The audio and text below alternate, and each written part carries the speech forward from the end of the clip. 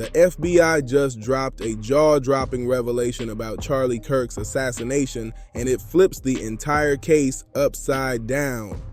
What they uncovered about Tyler Robinson, the 22-year-old accused of gunning down one of America's loudest conservative figures in broad daylight, is sending shockwaves through the political world. The details are so dark, so methodical, and so rooted in politics that people are whispering this could end careers overnight. The FBI's evidence paints a picture of chilling precision, exposing planning that runs way deeper than anyone dared to think. When I first got my hands on those leaked court documents and actually heard the audio from the FBI's own investigation, I was stunned. I couldn't believe what I was hearing. This wasn't just some random attack. This was a carefully mapped out political hit, schemed weeks in advance. And here's the kicker. The most jaw-dropping part is coming later in this breakdown, and trust me, you won't want to miss a single second. But first, let me show you exactly how Robinson allegedly plotted and carried out this assassination, with the FBI's newly released surveillance footage blowing the lid wide open. Next, you're going to see the shocking evidence, including the chilling words Tyler Robinson carved straight into his bullet casings, exposing the twisted motive behind this attack. Then, we'll dive into what this means for politics in America today, because insiders are already calling this the most significant political assassination since JFK. But first, let me lay it out for anyone just catching up. On September 10th, 2025, Charlie Kirk, the 31-year-old founder of Turning Point USA and one of the most outspoken conservative figures in the country, was on stage at Utah Valley University. That stuff happens, for 33 hours, I was praying that if this had to happen here, that it wouldn't be one of us. He was in his element, hosting one of his famous Prove Me Wrong campus debates, sparring with liberal students in front of thousands. At exactly 12:23 p.m., in front of over 3,000 people, a single gunshot ripped through the air. Kirk was struck in the neck and killed instantly, while the sniper vanished without a trace. And here's where it gets even more disturbing. Utah's own governor kept repeating that he was only praying that if this had to happen here, then it wouldn't be one of us. One of us. That strange statement has people rattled because it reveals a mindset that feels absolutely terrifying. Politicians keep worrying about their image instead of digging into the ugly truth. After a 33-hour nationwide manhunt that left the country on edge, authorities finally tracked down 22-year-old Tyler Robinson from Washington, Utah. But the way he was caught is absolutely unbelievable. School with this Tyler Robinson kid, I'll show y'all. That's him right there, Tyler Robinson. I'm not trying to clout chase, make this shit about me, but I'm not gonna say I knew this kid really well. I didn't know him very well at all, but I definitely saw him for 3 straight years in high school. And the best way I could describe him is just like a Reddit kid. I don't know, I feel like if you were in high school around that same time, and even probably now, 2018, and then those kinds of kids, but that's exactly what he was. All I'm gonna say is this is the kind of shit that happens when you spend way too much time online, and all of a sudden your beliefs are all the way this way or all the way this way, and you do some dramatic shit to please these people that are not your friends. This internet shit is seriously no joke. Court documents reveal Robinson's own father recognized him in the FBI's surveillance footage and turned him in. Imagine being forced to make that call on your own blood, and it gets wilder. The father didn't go straight to cops. He reached out to a family friend who just happened to be both a youth pastor and a U.S. Marshals Task Force officer. That move blew the case wide open. But here's where things get even darker. During questioning, investigators uncovered that Robinson had already confessed to his family. At a press conference, Utah Governor Spencer Cox admitted Robinson had grown more political in recent years, and he specifically targeted Charlie Kirk because he believed Kirk was spreading hate. What really shook me was hearing from a classmate who said Tyler was kind of a Reddit kid who got pulled deep into political debates online. This wasn't some hardened criminal. This was a smart student who got swallowed up by extremist internet culture. Robinson wasn't even enrolled at Utah Valley University.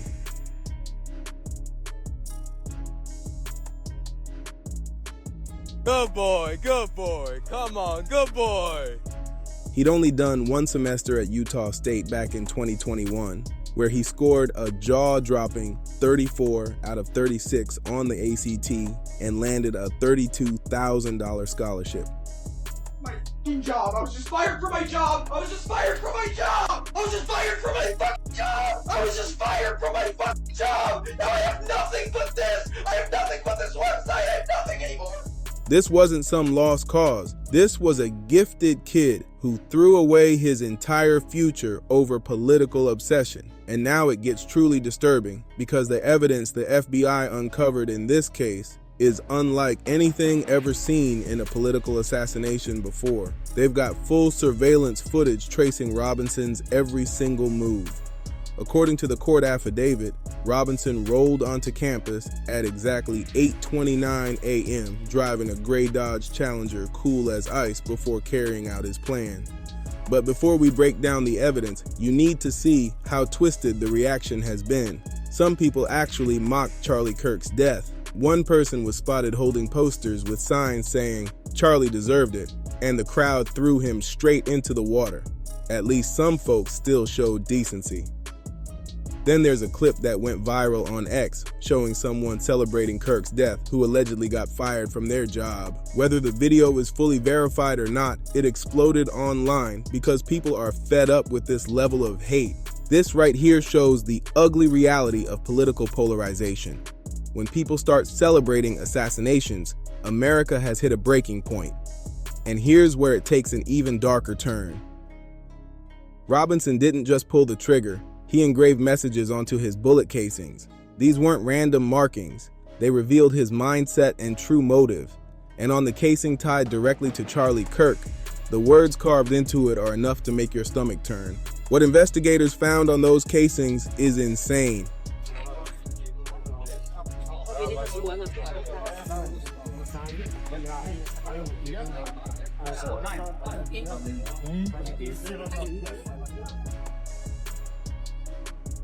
One engraving was apparently a nod to furry culture and online gaming circles.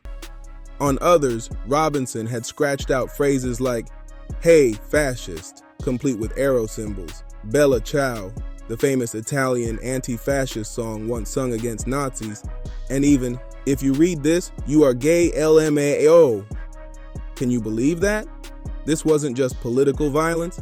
This was a kid completely swallowed up by internet radicalization and twisted meme culture. The mashup of anti-fascist slogans with online gaming jokes shows just how warped his worldview had become. It proves Robinson was a product of the same toxic online spaces that are pulling in thousands of young Americans right now. But it gets even darker. Robinson's own roommate came forward with evidence that made it clear this assassination was premeditated. Court documents reveal Robinson had texted his roommate about retrieving a rifle from a drop spot, showing this wasn't impulsive at all, but carefully planned. And here's the wildest part. Charlie Kirk's assassination has already sparked global chaos. Reports say White Lives Matter protests are happening outside the U.S. Embassy in Vienna, all tied back to this case. Think about that. One political hit in Utah is now triggering international demonstrations, proving how American political violence is no longer just local.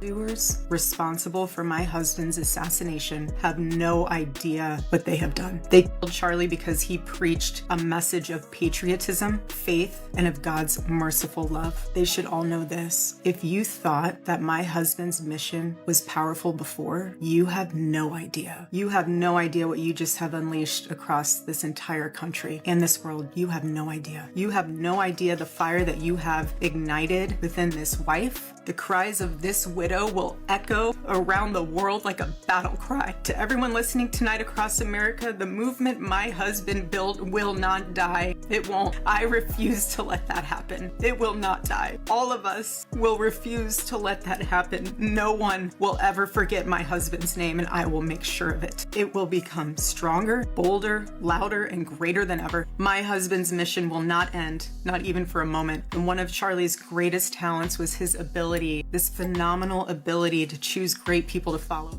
It's inspiring movements across the globe.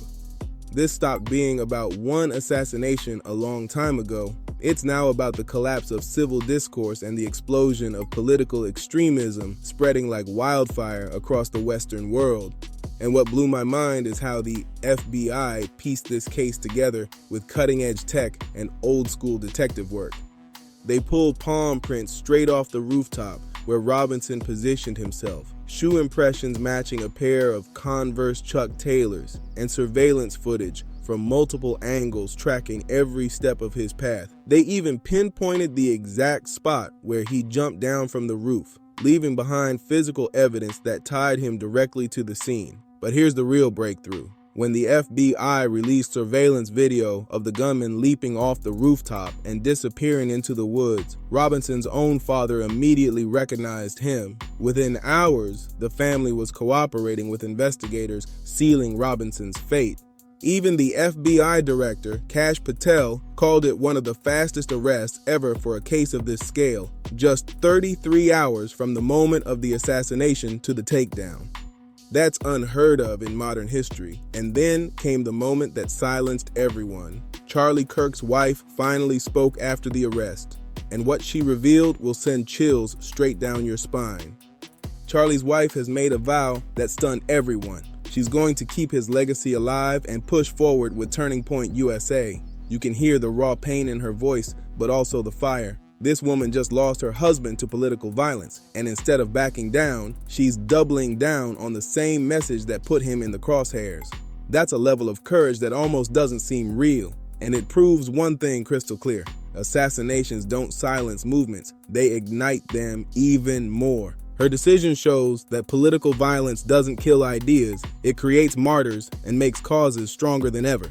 But here's what's been eating at me. This case looks bigger than just one young man radicalized online, and here's where credit has to be given. Robinson's own family made the toughest call imaginable. According to President Trump's statement on Fox and Friends, a minister and Robinson's father convinced him to surrender instead of going out in a blaze with police or taking his own life.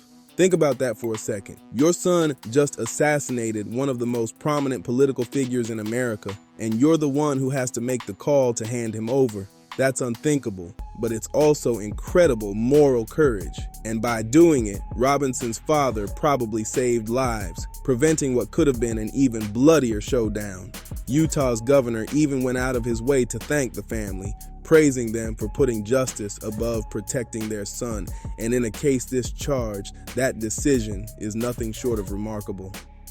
Now here's where the political firestorm really explodes. Both sides are twisting Charlie Kirk's assassination to push their own agendas, and the spin is getting uglier by the hour. Republicans are calling it proof that conservative voices are under attack in America, that standing up for their beliefs now comes with a target on your back.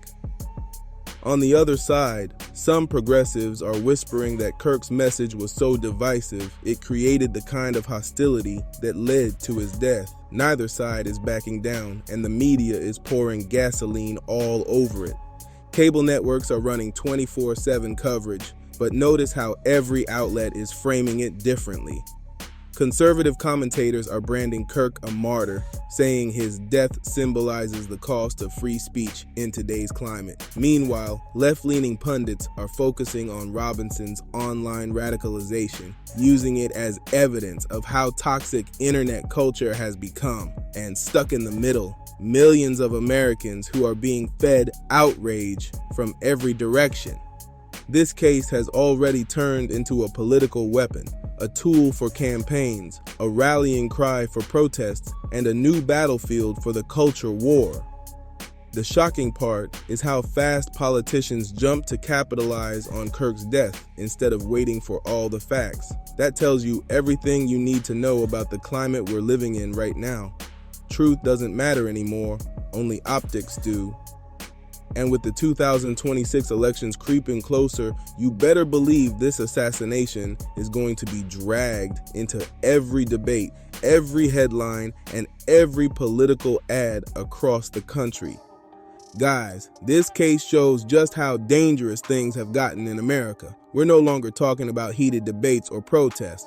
Political disagreements are now escalating into full-blown assassinations. And the scariest part? Robinson wasn't some random, unstable figure. He was a smart, college-educated young man who got so twisted by political rhetoric that he convinced himself murder was justified. Think about that. He specifically targeted Charlie Kirk, claiming Kirk spread hate, when in reality Kirk's platform centered on free speech, constitutional values, and unity. That's how distorted our political discourse has become, where even talking about America's founding principles gets you branded a fascist and marked for death. That's terrifying, and it proves our nation is in deep trouble. This isn't about left versus right anymore. It's about the total breakdown of civil discourse and the rise of political violence being fueled every single day by extremist rhetoric online and in politics. Robinson thought killing someone for their views was justified, and that mindset is spreading like wildfire in toxic online spaces. Now, Robinson may be in custody facing aggravated charges that could land him the ultimate penalty, but the investigation isn't over. The FBI is digging through his digital footprint, analyzing social media, and hunting for possible co-conspirators. Reports even claim doorbell footage caught Robinson on the phone right after the hit, bragging about what he'd done. Investigators are still trying to uncover who he was talking to and whether he acted truly alone. So what do you think? Drop your thoughts in the comments, and don't forget to subscribe to Dripzine, share this video, and hit that like button to keep this conversation going.